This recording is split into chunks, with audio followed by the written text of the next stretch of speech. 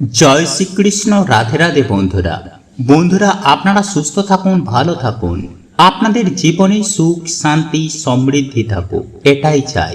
তাই আজ আমি আপনাদেরকে সুন্দরভাবে জানিয়ে দেব যে শাস্ত্রের বিধি বিধান অনুযায়ী অপরা একাদশীর দিন কি কি খেতে পারবেন, কি কি খেতে পারবেন না। এই দিন কোন কোন কাজগুলি করলে দুঃখ কষ্ট ও রোগ থেকে মুক্তি পাবেন। একই সঙ্গে আপনারা এটাও জানতে পারবেন যে এই দিন এমন বিশেষ কিছু উপায় বা ক্রিয়ার মাধ্যমে আপনাদের আর্থিক ভাগ্যে বিশাল বিশাল উন্নতি ঘটাতে সক্ষম হবেন।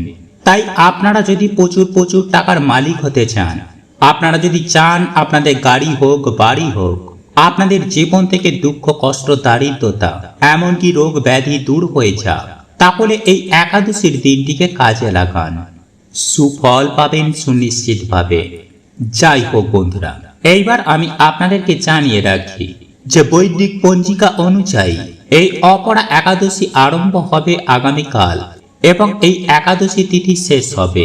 তাই উদয়া তিথি অনুযায়ী 2রা জুন অপরা একাদশী পালিত হবে। বন্ধুরা, একই সঙ্গে আমাদের প্রত্যেকের এটাও জেনে রাখা প্রয়োজন যে এই একাদশীর ব্রতভঙ্গ বা পালন সময় কখন। বন্ধুরা, বৈদিক পঞ্জিকা অনুযায়ী অপরা একাদশী ব্রতভঙ্গ বা পালন করতে হবে সকাল 8:51 থেকে সকাল 10:35 মধ্যে। বন্ধুরা, এই সময়ের মধ্যে আপনারা ভুল করেও এই 5টি সবজি খাবেন না। স্বয়ং পরমেশ্বর ভগবান শ্রীকৃষ্ণ গীতায় অর্জুনকে বলেছেন এই অপরা একাদশীর দিন এই খাবারগুলি খেয়ে 90% মানুষ চরম ভয়ঙ্কর দারিদ্রতার শিকার হয়ে পড়ে। তাই আপনারা যদি রাস্তার ভিখারি হতে না চান, সারা বছর রোগ ব্যাধির মধ্যে ভুগতে যদি না চান, তাহলে ভুল করেও এই 5টি খাবার মুখে তুলবেন না, নতুবা সারা জীবন দুঃখ দারিদ্রতায় ভুগতে হবে। তাই এই দিনে বন্ধুরা আমাদের সকলের বিভিন্ন দেবদেবীর আশীর্বাদ নেওয়া উচিত। তাই এই পবিত্র দিনে সকল দেবদেবীর আশীর্বাদ পেতে এই দিন হনুমানজির চরণে আপনারা সিঁদুর দেবেন। পারলে কোনো হনুমানজির মন্দিরে বা শনি মহারাজের মন্দিরে গিয়ে আপনারা একটি প্রদীপ ধরাবেন। বন্ধুরা, শনিদেবের পিতা হচ্ছেন ভগবান সূর্য নারায়ণ দেব। তাই এই দিন আপনারা স্নান করে শুদ্ধ বস্ত্র পরিধান করে সূর্য নারায়ণ দেবকে জল নিবেদন করতে কিন্তু আপনারা একদম ভুলবেন না। কারণ শাস্ত্র বলছে বন্ধুরা, যারা প্রত্যেক দিন স্নান করে এসে ভগবান সূর্য নারায়ণ দেবকে জল নিবেদন করেন, তার মান সম্মান ও ধন সম্পত্তি অর্থ সদা সর্বদাই বাড়তে থাকে। এছাড়াও বন্ধুরা এই দিনে ভগবান শিবের পুজো অর্চনায় এবং পঞ্চামৃত দিয়ে ভগবান শিবের শিবলিঙ্গের অভিষেক করে সেটি গ্রহণ করলে বড় বড় দুর্ভাগ্য, বড় বড় বাধা, অর্থ কষ্ট সব নাশ হয়ে যায়। দেবাদিদেব মহাদেবের কৃপায় সেই ব্যক্তির জীবনে সৌভাগ্য ভরে ওঠে। নাম্বার 2, বন্ধুরা এই দিন কালো তিল, গুড়, কালো কাপড়, অড়হরের ডাল, কাউকে ছাতা বা কোনো অসহায় মানুষ কিংবা পশু পাখিকে যদি আপনারা জল দান করতে পারেন, তাহলেই সূর্য নারায়ণ দেব আপনার ওপর অত্যন্তই সন্তুষ্ট হবেন। ফলে যে সমস্ত মানুষ বহুদিন ধরে শনির ধাইয়া, শনির সাথে বা কাল সর্পদোষে ভুগছেন, যাদের জীবনে সহজে উন্নতি হয় না, যাদের জীবনে অর্থ সমস্যা লেগেই রয়েছে, তারা অবশ্যই কিন্তু বন্ধুরা এই দিনে এই জিনিসগুলির মধ্যে যে কোনো একটি জিনিস দান করতে ভুলবেন না। এবং এই দিন আপনারা অবশ্যই শনিদেবের পুজো দিন। নাম্বার 3, বন্ধুরা এই দিন আপনারা যদি হনুমানজির সাথে ভগবান শ্রীরামের পুজো করতে পারেন, তাহলে আপনাদের জীবন থেকে সমস্ত প্রকারের দুঃখ কষ্ট জ্বালা যন্ত্রণা রোগ ব্যাধি দূর হয়ে যাবে। তাই তো শাস্ত্র বলছে বন্ধুরা যে এই দিন ভগবান শ্রীরামের অথবা ভগবান শ্রীকৃষ্ণের বেশি বেশি করে নাম করা উচিত। এই দিন তুলসী মঞ্চে জল নিবেদন করা উচিত। এই দিন ব্রহ্ম মুহূর্তে আমাদের ঘুম থেকে ওঠা উচিত। পারলে এই দিন পবিত্র কোনো নদীতেই স্নান করা উচিত। কিন্তু যাদের বাড়ির সামনে পবিত্র কোনো নদী নেই, তারা অবশ্যই এই দিন স্নানের জলে কালো তেল সামান্য গঙ্গা জল বা তুলসী পত্র দিয়ে আপনারা স্নান করুন। নাম্বার 4, বন্ধুরা এই পুণ্য পবিত্র দিনে মা লক্ষ্মীর আপনারা বিশেষ পুজো দিন। মা লক্ষ্মীর প্রিয় ভোগ, মা লক্ষ্মীর প্রিয় ফুল যেন অবশ্যই এই দিন মাকে নিবেদন করতে ভুলবেন না। তাই বন্ধুরা এই দিন পরমেশ্বর ভগবান শ্রীকৃষ্ণের অত্যন্ত প্রিয় তুলসী গাছের কিছু বিশেষ নিয়ম পালন করলে তাহলে তাদের বাড়িতে সারা বছর পরমেশ্বর ভগবান শ্রীকৃষ্ণ ও মা লক্ষ্মী বিরাজ করে। যেমন তুলসী গাছের পাতা এবং শিকড়ের সামান্য কিছু কার্যে মানুষের ভাগ্য বন্ধুরা চমকে ওঠে। তারা সারা বছর মা লক্ষ্মীর কৃপায় সুখ শান্তি এবং সমৃদ্ধির মধ্যে কাটান। কারণ স্বয়ং মা লক্ষ্মীর কৃপায় তাদের আর্থিক উন্নতি কেউ আটকাতে পারে না। তাই অবশ্যই বন্ধুরা আপনারা ভিডিওটি পুরো দেখবেন। বন্ধুরা শাস্ত্র বলছে যে বাড়িতে তুলসী গাছ থাকে এবং প্রত্যেক দিন যারা তুলসী মায়ের পুজো অর্চনা করে সেই বাড়িতে কখনো বাস্তু দোষ হয় না। কারণ সর্বদেব দেবীর বাস এই তুলসী মায়ের কাছে এবং স্বয়ং নারায়ণ এবং মা লক্ষ্মী তুলসী গাছের মধ্যেই বিরাজ করেন। তাই এই পূর্ণ পবিত্র দিনে যারা তুলসী গাছেই জল অর্পণ করে, তুলসী মায়ের পুজো অর্চনা করে, তাদের বাড়িতে এসে পড়ে ভগবান বিষ্ণু ও মা লক্ষ্মী বিশেষ কৃপা। তাই পারলে বন্ধুরা এই পূর্ণ পবিত্র দিনে বা প্রত্যেক বৃহস্পতিবার দিনে আপনারা সন্ধ্যা বেলায় অবশ্যই তুলসী গাছের গোড়ায় একটি প্রদীপ ধরাবেন, তুলসী মায়ের কাছে ভগবান বিষ্ণুর নাম নেবেন। এইভাবে যদি বন্ধুরা আপনারা তুলসীর সেবা করতে পারেন তাহলে আপনাদের মান সম্মান, আর্থিক উন্নতি, সুখ শান্তি সমৃদ্ধি বাড়বে এবং সারা বছর মায়ের কৃপায় আপনারা সুস্থ সবল শান্তি এবং পরিবারের মধ্যে প্রেম বজায় থাকবে। তাই এই দিন যদি বন্ধুরা আপনারা তুলসী গাছের শিকড় সঠিকভাবে ব্যবহার করতে পারেন তাহলে রাতারাতি কিন্তু বন্ধুরা আপনাদের ভাগ্য চমকাবে।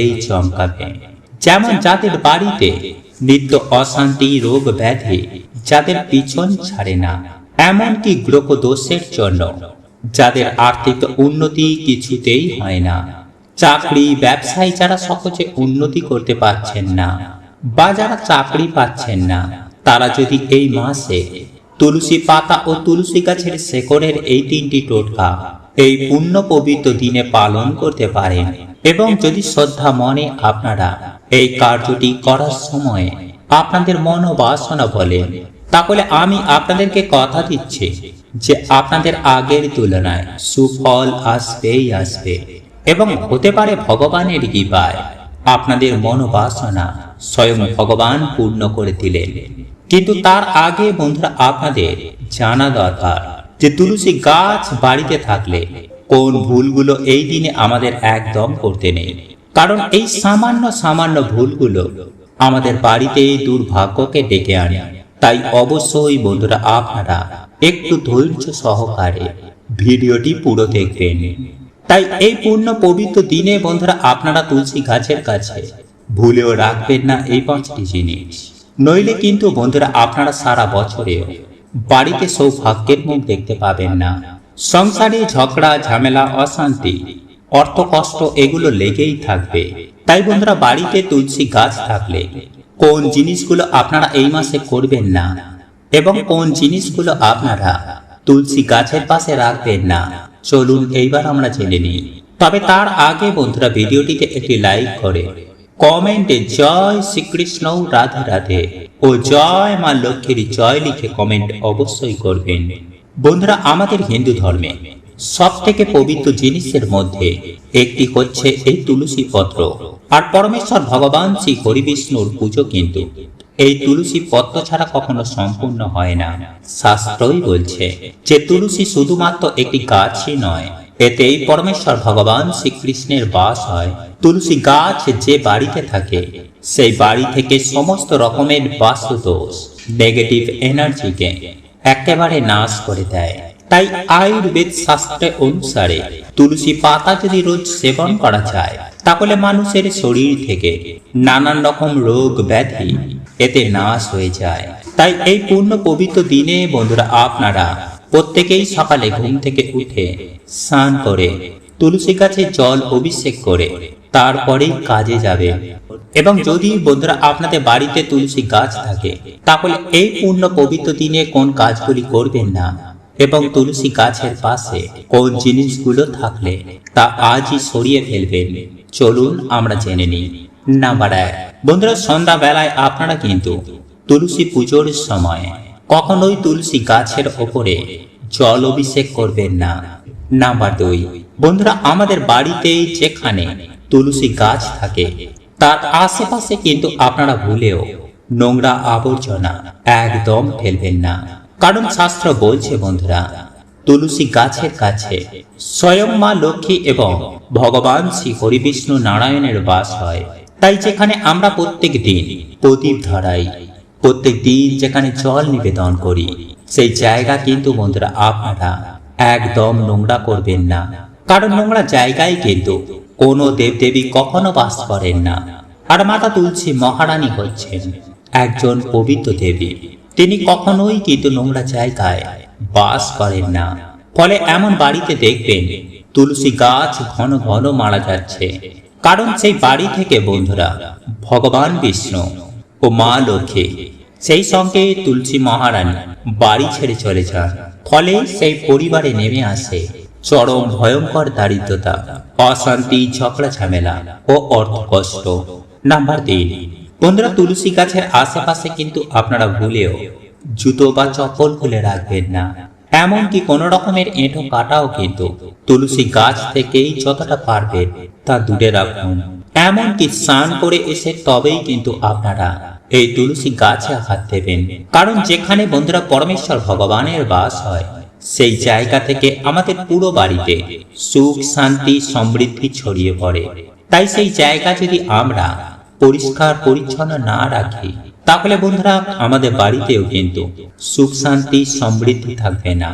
নাম্বার 4, বন্ধুরা অনেক সময় কি হয় বাড়ির মহিলাদের মাথার চুল উড়ে গিয়ে বিভিন্ন জায়গায় গিয়ে পড়ে, আর অনেক সময়ই দেখা যায় তুলসী গাছের ওপরেও কিন্তু গিয়ে পড়ে। তাই আমাদের মাঝে মধ্যেই তুলসী গাছকে পরিষ্কার পরিচ্ছন্ন করা উচিত, গাছটিকে লক্ষ্য দেওয়া উচিত যে গাছটি কি মারা যাচ্ছে। শুকনো পাতাগুলোকে আমাদের গাছ থেকে ফেলে দেওয়া উচিত, কারণ চুল বন্ধুরা এমন একটা জিনিস যা নেগেটিভ এনার্জিকে আকর্ষিত করে। তাই তন্ত্রক্রিয়া ও ব্ল্যাক ম্যাজিকেও এই চুল কাজে লাগে। তাই এমন ভুলের জন্য কিন্তু আমাদের বাড়িতে মাঝে মধ্যেই তুলসী গাছ মারা যায়। নাম্বার 5, বন্ধুরা তুলসী গাছের পাশে কিন্তু আপনারা কখনোই ঝাঁটা, শিবলিঙ্গ, এমনকি কাঁটাযুক্ত গাছ ভুলেও রাখবেন না, কারণ বন্ধুরা এগুলি একসঙ্গে থাকলে পরিবারের মধ্যেই নানান রকম অশুভ ফল দেখতে পাওয়া যায়। তাই এই ভুলগুলো কিন্তু আপনারা এই মাসে একদম করবেন না। যাই হোক বন্ধুরা, এইবার চলুন আমরা জেনে নিই যে তুলসী পাতা ও তুলসী গাছের শেকড়ে কোন সামান্য কার্যে মানুষের দুর্ভাগ্যের নাশ হয়ে যায় এবং পরমেশ্বর ভগবানের কৃপায় আমাদের জীবনে সৌভাগ্যে ভরে ওঠে। নাম্বার 1, বন্ধুরা এই পূর্ণ পবিত্র দিনে স্নান করে তুলসী গাছের কাছে গিয়ে আপনারা জল অর্পণ করে তুলসী মাতা মহারানীকে প্রণাম করে নিজেদের মনোবাসনা বলে মায়ের অনুমতি নিয়ে সামান্য একটুখানি শিকড় তুলে এনে ভালো করে গঙ্গা জল দিয়ে ধুয়ে ঠাকুরের আসনে রেখে একটি প্রদীপ জ্বালিয়ে মাতা তুলসী মহারানীর আপনারা পুজো আরাধনা করুন এবং তারপর আপনারা একটি আসনে বসে নিজের মনস্কামনা মনোবাসনা বলে 108 বার ওম ভগবতে বাসুদেবায় নমঃ বা হরে কৃষ্ণ মহামন্ত্র আপনারা জপ করে সেই শিকড়টিকে আপনারা প্রণাম করে একটি লাল সুতোর মধ্যে তা আপনারা বেঁধে আপনাদের গলায় বা আপনাদের হাতের মধ্যেই ধারণ করতে পারেন, কিংবা আপনাদের গলার চেনে কিংবা আপনার হাতের ব্রেসলেটের মধ্যেও সেই শিকড় সমেত সেই লাল সুতোটি আপনারা বাঁধতে পারেন। অথবা এই শিকড়টি আপনারা পুজো অর্চনা করার পর আপনাদের ঠাকুর ঘরে সারাদিন তা রেখে দেবেন এবং পরের দিন আপনারা সেই শিকড়টিকে তুলে কোনো হলুদ কাপড়ের মধ্যে সেটিকে বেঁধে আপনাদের মানি ব্যাগ বা আপনারা যেখানে টাকা পয়সা রাখেন সেখানে রেখে দিতে পারেন। নাম্বার 2, বন্ধুরা পরমেশ্বর ভগবান শ্রীকৃষ্ণের অত্যন্ত প্রিয় হচ্ছে এই তুলসী পত্র। যারা এই পূর্ণ পবিত্র দিনে পরমেশ্বর ভগবান শ্রী হরিবিষ্ণুর চরণে এই তুলসী পত্র অর্পণ করে নিজের মনস্কামনা মনোবাসনা বলে এবং পুজো অর্চনা করার পর পরমেশ্বর ভগবান শ্রী হরিবিষ্ণুর চরণ থেকে তুলসী পাতা জলের সাথে গ্রহণ করে, তারা সারা বছর ভগবানের কৃপায় সুস্থ সবল এবং নীরোগ থাকে এবং পরমেশ্বর ভগবান শ্রী হরিবিষ্ণু ও মা লক্ষ্মীর কৃপায় তাদের দুঃখ কষ্ট দারিদ্রতার তো নাশ হয় এবং জীবনে সারা বছর পরম সুখ শান্তি ও সৌভাগ্যে ভরে ওঠে। চলুন এইবার আমরা জেনে নিই যে এই একাদশীর দিন আমরা ভুল করেও কোন খাবারটি খাবো না। বন্ধুরা আমি সবার প্রথমেই যে খাবারটির কথা বলবো, কোনো টক জাতীয় ফল আপনারা ভুলেও খাবেন না। এরপর দ্বিতীয় যে খাবারটির কথা বলবো তা হলো দই। বন্ধুরা যারা এই একাদশীর দিন উপবাস থাকেন তারা ভুলেও এই সময়ে দই খাবেন না, এটা আপনার শরীরের পক্ষে অত্যন্ত ক্ষতিকারক। এছাড়াও এই দই শুক্র গ্রহের সাথে সরাসরি জড়িত, তাই এই সময়ে দই ভুলেও কিন্তু খাবেন না। এরপর তৃতীয় যে খাবারটির কথা বলবো তা হলো পেঁয়াজ রসুন ও আমিষ। বন্ধুরা আপনারা যদি চান আপনার ওপরে ভগবান বিষ্ণু ও মাতা লক্ষ্মীর কৃপা হোক তাহলে ভুল করেও এই খাবারগুলি খাবেন না।